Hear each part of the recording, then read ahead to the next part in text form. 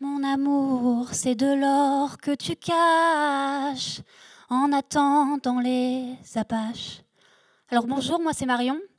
J'adore chanter, écrire des chansons et j'aurais vraiment rêvé vous présenter une chanson, pas a cappella, mais avec un accompagnement musical.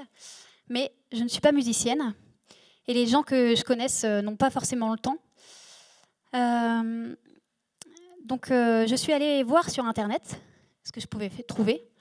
J'ai trouvé par exemple une application qui propose de chanter sur des instrumentales, mais c'est des karaokés de chansons existantes, donc ça ne m'intéresse pas.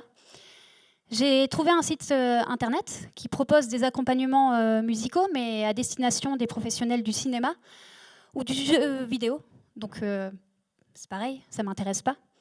Et donc ce soir, enfin ce week-end, avec mon équipe, Noé, Pauline, Anthony, Aurélien et, pardon, et Thibaut, on vous présente Vibes.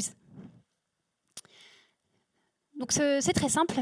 Le chanteur va venir enregistrer sa voix et notre système va créer un accompagnement adapté en fonction du style. En fonction du style qu'il aura choisi. Le musicien pourra faire pareil, par exemple un soliste de clarinette pourra venir enregistrer sa ligne instrumentale et puis avoir un accompagnement adapté. En fait, notre système fonctionne à partir de boucles instrumentales qui viennent se mettre ensemble pour créer une chanson. Et donc notre système, et parce que Vibes a à cœur de créer du lien entre les artistes, quand il proposera un accompagnement, quand il le créera, en fait, il cherchera d'abord à partir des compositions que les compositeurs auront proposées. Comme ça, si le chanteur, par exemple, a aimé l'accompagnement qu'on lui a proposé, eh ben on pourra lui dire bah, écoute, c'est Mathieu, qui habite juste à côté de chez toi, qui a fait ça, alors vas-y, lance-toi et crée. Donc, on propose 2 offres. Une formule d'abord gratuite, qui permettra aux utilisateurs de découvrir tous les styles possibles qu'on propose, mais dans une durée limitée. C'est-à-dire qu'une chanson, par exemple, dure 2 minutes 30, et bien la personne pourra avoir un accompagnement seulement sur 30 secondes, 40 secondes. Pour la formule à 9,99 €, donc là c'est la formule premium, les artistes pourront découvrir toutes les fonctionnalités de manière illimitée. Ils pourront également télécharger la démo sur leur ordinateur en HD. Ils pourront également partager et bénéficier d'un accès à un annuaire de professionnels, école de chant, etc.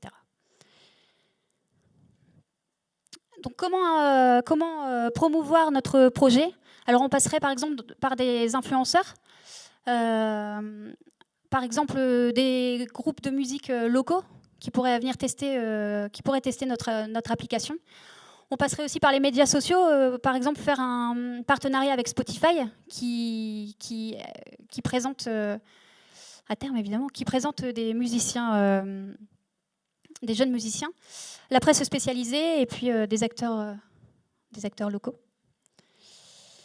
À terme, et parce que justement on veut créer du lien entre les artistes, on voudrait pouvoir proposer des événements comme des masterclass, coaching vocal, studio d'enregistrement, mais aussi le Vibes Festival, où tous les musiciens, les artistes qui se sont rencontrés et ont créé ensemble pourront venir présenter leur travail. Et donc,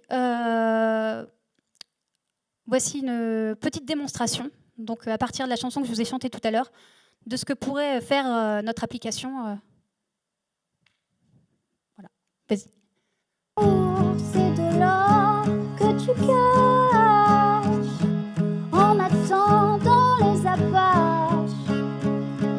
Ah, mon amour, c'est de l'or que tu caches. Donc voilà, un accompagnement à la guitare. En attendant les Apaches. Merci.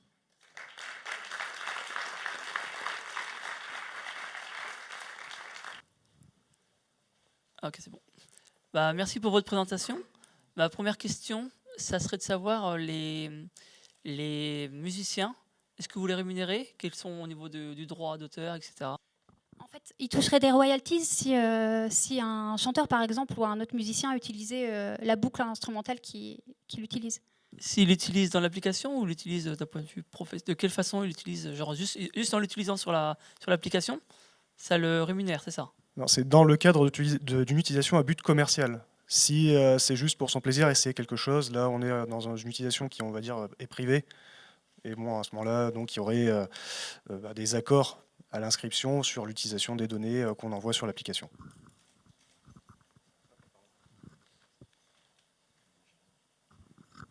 Ça rejoint un petit peu la question du jury d'à côté. La question, c'est comment vous protégez l'œuvre des compositeurs qui va être mise à disposition? Parce que ça peut être... il faudrait peut-être rassurer les compositeurs, non? J'ai bien compris? Protéger l'œuvre. Oui.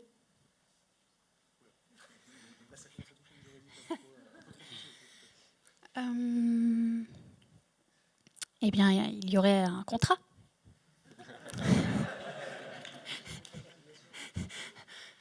Voilà. Du coup, vous avez évalué à combien d'utilisateurs sur la première année?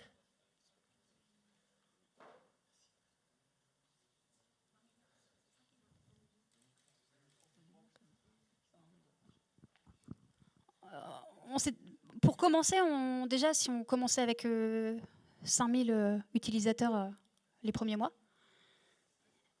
c'est beaucoup. Non, mais c'est vraiment une application exceptionnelle, donc je pense que ça peut vraiment attirer du monde. Voilà. Alors, pour les coûts marketing, on n'a pas vraiment de valeur vraiment très ajustée, mais on va faire du SEO, du SEA et notamment acheter des articles sponsorisés dans des magazines à haute renommée musicale. D'accord. Et ça coûte combien ça? On a évalué ça à combien déjà environ? Environ à 100 000 pour la première année, je crois. Ouais, les coûts généraux dans la communication, ouais, c'est ça.